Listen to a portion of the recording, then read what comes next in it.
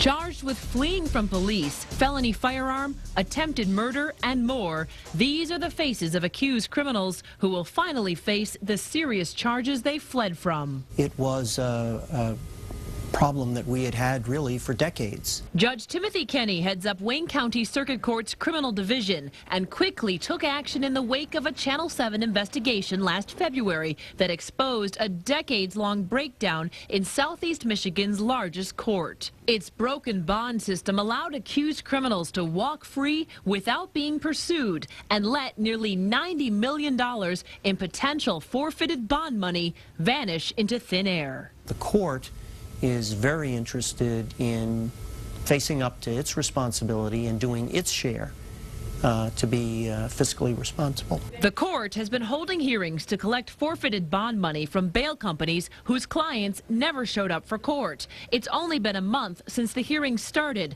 but already the payoff to taxpayers has been sizable. So far, the court has entered judgments totaling more than $420,000, and court officials expect to collect much more for cash-strapped Wayne County. We are not just content with the notion of just collecting the $421,000. We think that this is an effort that needs to be ongoing.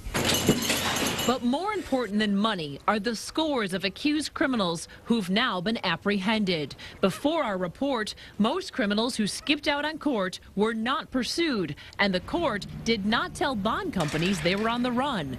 Now that's changed, and bond companies have been notified to find people like Michael Bradley charged with felony firearm. Just last week, he was sentenced to 2 years in prison. This is case number 010-64802, the People's State of Michigan versus Deshun Jackson. And Deshun Jackson, charged last September with 5 felonies, including assault with intent to murder after shooting a man 8 times. Incredibly, he survived. Jackson disappeared in December, and his bail bond company never knew he fled. Once the court finally told the company that he was on the run, they found him, hiding in plain sight in a Detroit home. I used a weapon to assault with intent to commit murder. Okay. You intended to murder the victim?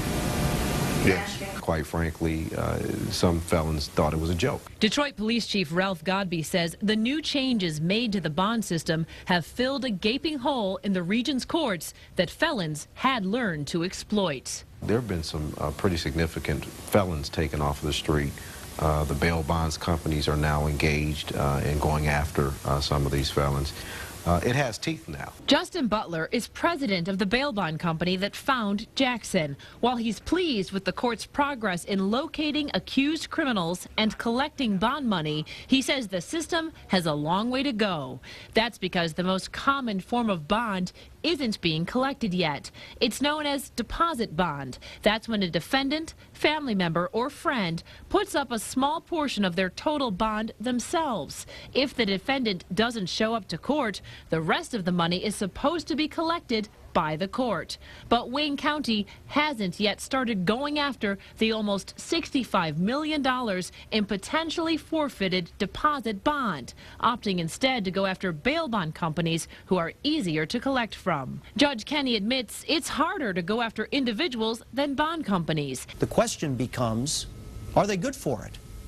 If it happens to be someone's grandmother who may have scraped together her last nickels to get their grandson or granddaughter out on bond, they may not be good for the remaining 90%. Bail agents like Butler insist it's time to reevaluate the region's bond system and give out fewer deposit bonds. The deposit bond system just doesn't work. It's been proven time and time again in cities across the country. It doesn't work. It creates a backlog of warrants. The bonds are uncollectible, and it just doesn't work. Judge Kenny and representatives from Prosecutor Kim Worthy's office, as well as Wayne County's Corporation Counsel, are still formulating a plan to pursue the rest of that $65 million.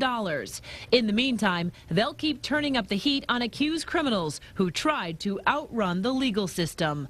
Remember Deshun Jackson, who we told you about earlier, charged with attempted murder? His run came to an end this month when he was sentenced to prison for up to 20 years. The Wayne County Prosecutor's Office has also stepped up its game, adding a charge of failure to appear for some defendants who flee from justice. Bond companies are thrilled, saying the prosecutor is sending a tough message to defendants and adding serious penalties for skipping out on their prosecution.